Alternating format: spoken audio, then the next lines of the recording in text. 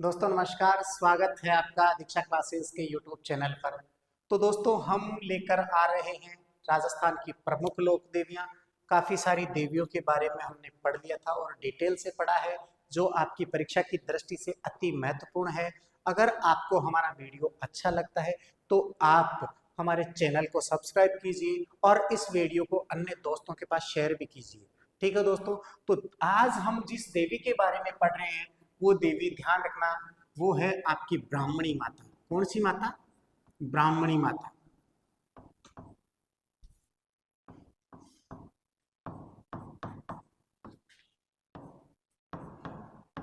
ठीक है दोस्तों, ब्राह्मणी माता की बात करते हैं। तो देखिए, इस माता का जो मंदिर है, इस माता का मंदिर है सोरसेन बारा में। कहाँ है? सोरसेन अंता बारा, अंता बारा, बारा जिला है। सोरसेन अंता बारा में इस ब्राह्मणी माता का मंदिर है। एक बात ध्यान रखनी है कि इस माता की जो मूर्ति है वो चट्टान को काटकर बनाई गई है। माता की मूर्ति, मूर्ति को चट्टान को काटकर बनाया गया है। चट्टान को काटकर बनाया गया है, बनाया गया है। अर्थात ध्यान देना है कि जो मूर्ति बनाई गई है वो किसी एक शैलाश्रय, शैल गुफा, मतलब शैलाश्रय गुफा मंदिर है ये। अर्थात कैसा मंदिर है? गुफा। ये शैलाश्रय गुफा मंदिर है।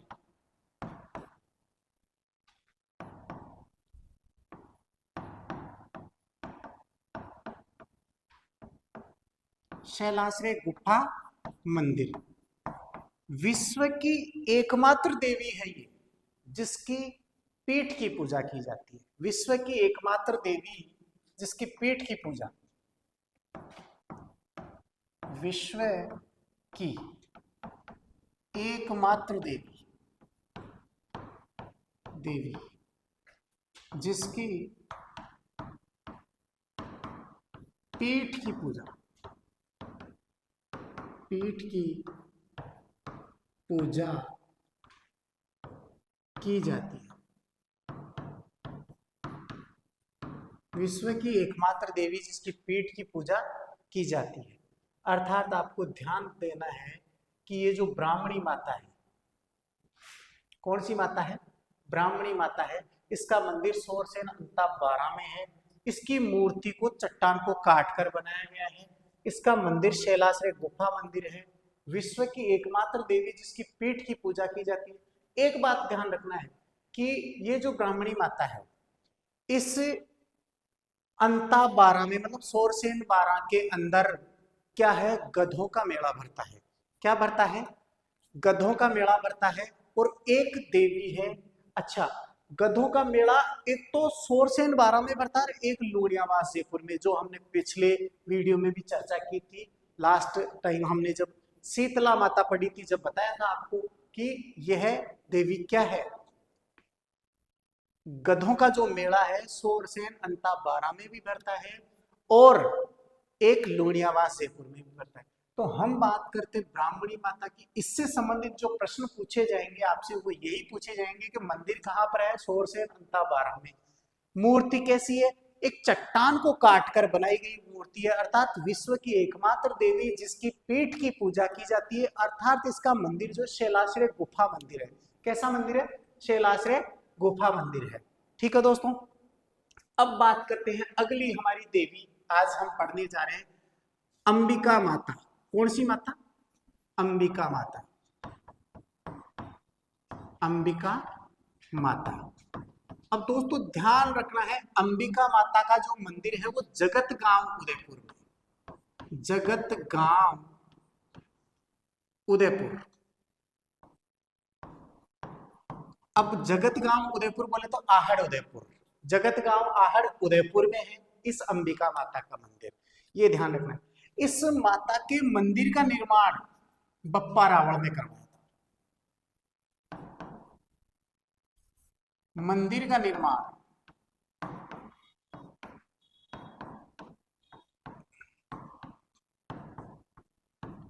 इस माता के मंदिर का निर्माण बप्पा रावल, जिसको हम कालभोज कहते हैं, बप्पा रावल, किसने? बप्पा रावल, जिसको हम क्या कहते हैं? कालभोज। इस माता के मंदिर का निर्माण बप्पा रावल अर्थात कालभोज ने करवाया था। अब एक बात ध्यान देना है, इस माता की जो मूर्ति है वो नग्न मूर्ति होने के कारण, कैसी मूर्ति?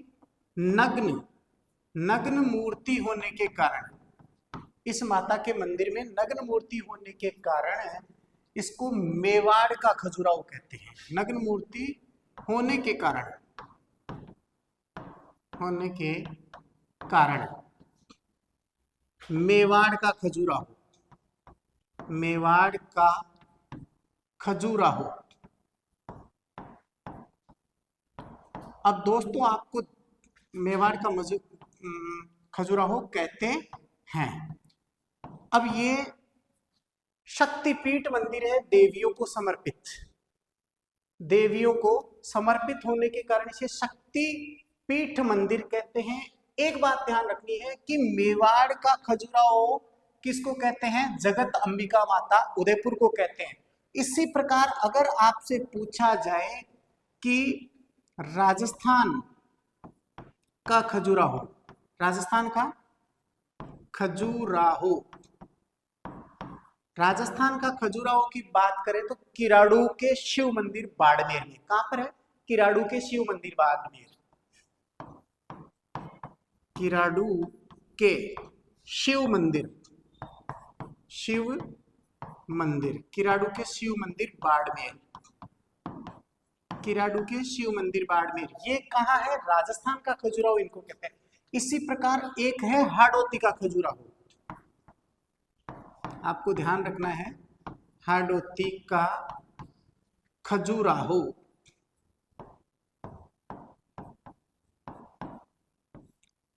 ये है आपके भंडदेवरा मंदिर, भंडदेवरा मंदिर, भंडदेवरा मंदिर, ये ध्यान रखना है। अब दोस्तों ध्यान देना है आपको कि हाड़ौती का खजुराहो या मेवाड़ का खजुराहो या राजस्थान का खजुराहो, पीछे एक शब्द आ रहा है खजुराहो।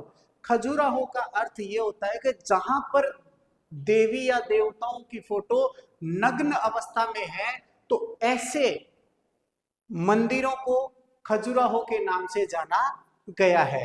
ठीक है ना? तो ये ध्यान रखना है। कौन सी देवी है?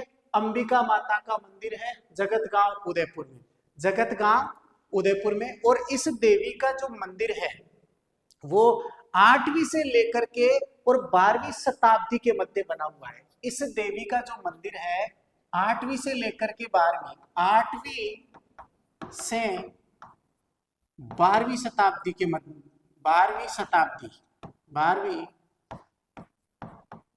शताब्दी, 8वीं से 12वीं शताब्दी के मध्य निर्माण हुआ। इस माता के मंदिर का निर्माण जो है वो 8वीं से 12वीं सदी के मध्य में हुआ था। और इस माता जो बनी हुई है वो प्रतिहारकालीन शैली में बनी हुई है। किस शैली में? प्रतिहारकालीन शैली में। आ रहा है समझ में? ठीक है। अब देखिए अंबिका माता जो है इसका प्रमुख जो मंदिर है जगत अंबिका माता, इसको किस नाम से जानते हैं? जगत अंबिका माता, क्योंकि जगतगांव उदयपुर में है और ये एक आहड़ नदी के किनारे आसपास का क्षेत्र है। तो यहाँ जगतगांव में इस माता के मंदिर का निर्माण बप्पा रावल अर्थात कालभोज ने करवाया था। अब बप्पा रावल का टाइम पीरियड आपको पता है 8वीं से 12वीं, बप्पा रावल का तो 8वीं सदी था। ठीक है, तो तब से लेकर के बीच में बनता रहा अलग अलग तरीके से, ये ध्यान रखना है। तो इस देवी के मंदिर को नग्न मूर्तियां होने के कारण इसको मेवाड़ का खजुराहो, क्या कहते हैं? मेवाड़ का खजुराहो कहते हैं। और राजस्थान का खजुराहो किराड़ू के शिव मंदिर बाड़मेर को कहा जाता है। हाड़ौती का खजुराहो जो है वो भंडदेवरा मंदिरों को कहा जाता है। ठीक है, इस देवी से संबंधित यही बातें आपसे पूछी जाएगी। अब हम अगली देवी की बात करते हैं और अगली हमारी देवी आती है आई माता, आई माता। अब दोस्तों ध्यान देना है, आई माता को आप बिलाड़ा माता भी कह सकते हैं, क्योंकि इस माता का जो मंदिर है बिलाड़ा जोधपुर में है। कहाँ है? बिलाड़ा जोधपुर में। आई माता या बिलाड़ा माता, आई माता या बिलाड़ा माता। तो यहां ध्यान देना है, इस माता का जो मंदिर है वो बिलाड़ा जोधपुर में है। कहाँ है? बिलाड़ा जोधपुर में। अब ये जो देवी है ये रामदेव जी की शिष्या थी। आई माता रामदेव जी की शिष्या,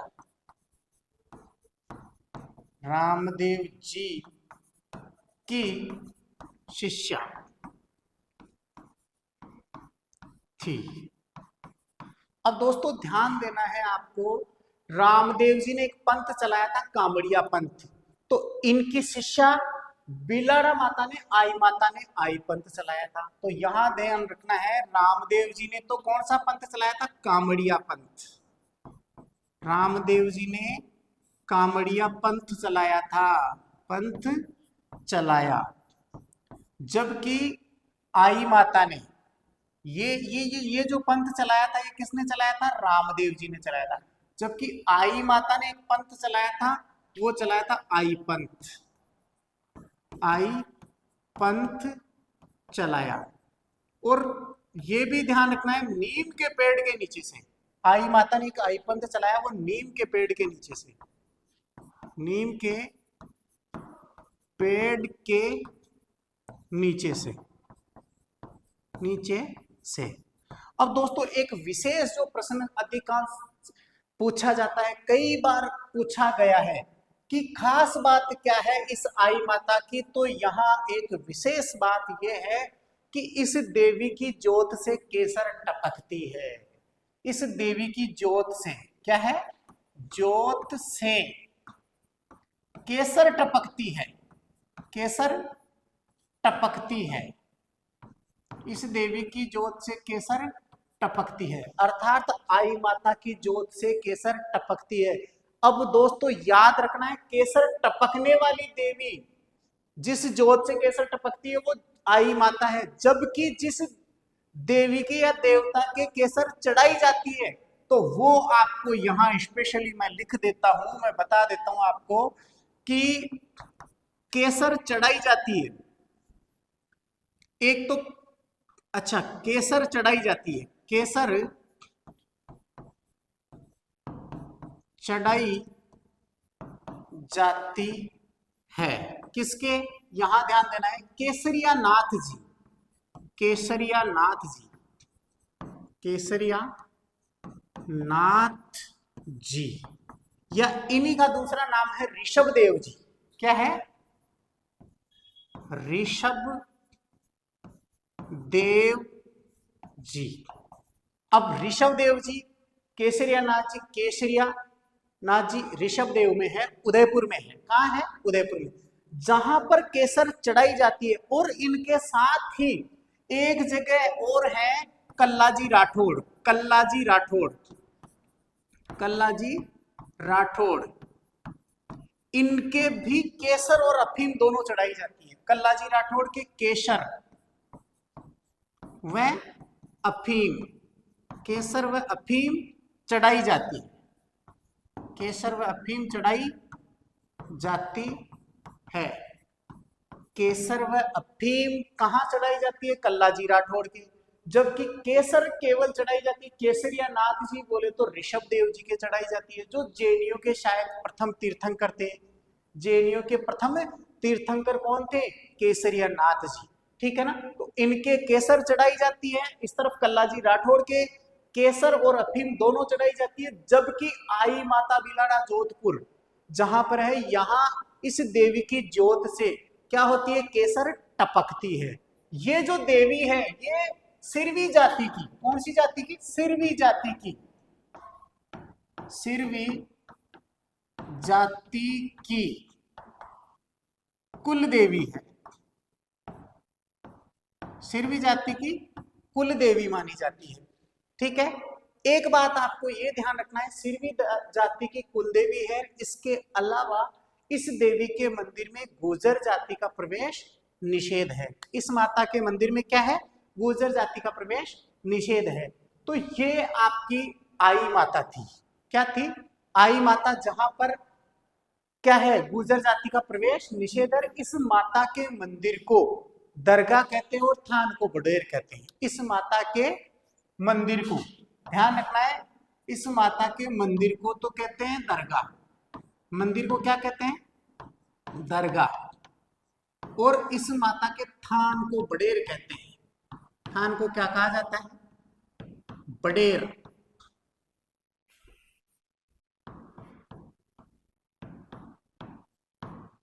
थान को बडेर कहा जाता है। ये आपकी देवियां थी जो हमने देखी।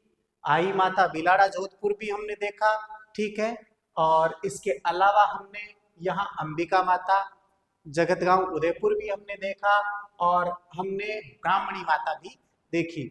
तो दोस्तों ध्यान से इन तीनों देवियों को पढ़ना है आपको, इससे बाहर आपकी परीक्षा में कोई प्रश्न नहीं आएगा। सारे प्रश्न यहीं से उठेंगे कि अंबिका माता के मंदिर का निर्माण किसने करवाया, बप्पा रावल ने कब बना, 8वीं से 12वीं शताब्दी के मध्य कौन सी शैली में, ये प्रतिहारकालीन महामारू शैली में बना, ठीक है। फिर बात करते हैं कि इसको क्या कहते हैं, तो नग्न मूर्तियां होने के कारण क्या है, ये खजुराहो के नाम से प्रसिद्ध हुई, ठीक है। फिर बात करते हैं आई माता, तो इन्होंने आई पंथ चलाया।